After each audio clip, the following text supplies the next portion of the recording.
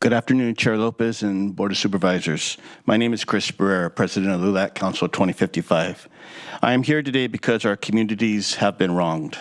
The District Attorney's investigation into the Protect Salinas Renters petition did not protect the public. It intimidated the public.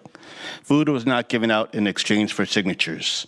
There was no wrongdoing, and the DA ultimately confirmed that. Yet despite that, armed investigators wearing guns and badges went door to door to the homes of working families, renters, seniors, and many immigrant residents, questioning them simply because they signed a legal petition.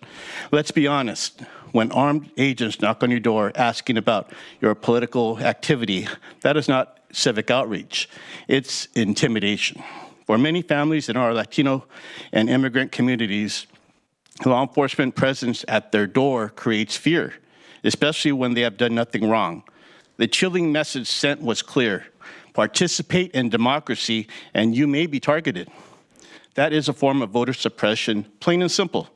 This investigation also represents a waste of taxpayer money and a misplacement of priorities.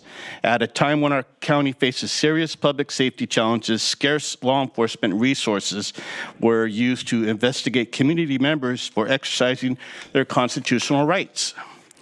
Those resources should be protecting our community, not frightening it. LULAC strongly believes that democracy depends on trust. And trust is broken when government uses intimidation tactics against the people it serves.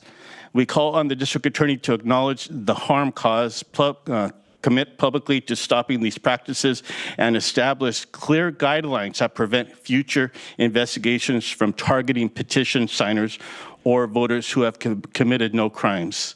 Democracy should never come with a knock on your door by armed officials. Our families deserve protection, dignity, and respect. Thank you, not Mr. Barrera. fear from using their voices. And thank you. Good morning. Name's Eric Peterson. Sorry, I'm a little out of practice. I would just like to agree wholeheartedly with what Chris said. I used to be what was essentially a civil investigator for the federal government, unarmed, no uniform or anything like that. And I know I scared people. I tried not to, but people get nervous when somebody comes knocking on their door and starts asking questions. And our community doesn't need that. We've got limited resources, and we need to put them towards more important things than trying to intimidate the public. Thank you. All right, we're going to go to Christian Schneider next. Mr. Schneider. Boy, I had something I wanted to talk about, but then I saw Mr. Barrera speak, and it's something that's a little bit near and dear to me, having cops interfere with elections or electoral duties. Now, Mr. Barrera is correct. That is intimidation. Not only that, but how much money did you spend on investigating this? These are serious questions. Now, the problem that you have in your county is who do you report this to? Well, I can answer that because I actually understand how your government works. It's your county council.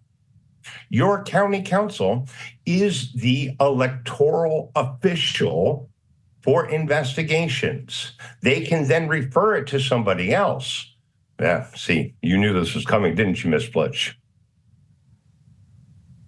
And that's been a major problem because Ms. Blitch has been exerting triple influence, meaning that you're supposed to, she was the attorney for you guys misspending over $150,000 on electoral issues, mainly a political partisan campaign.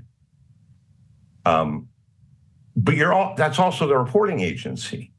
So when I sent you that letter back saying, hey, look, I've been threatened during a lawsuit.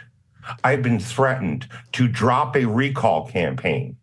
And I reported it to Ms. Blitch. You see, I was following the law with the expectation that you also would follow the law.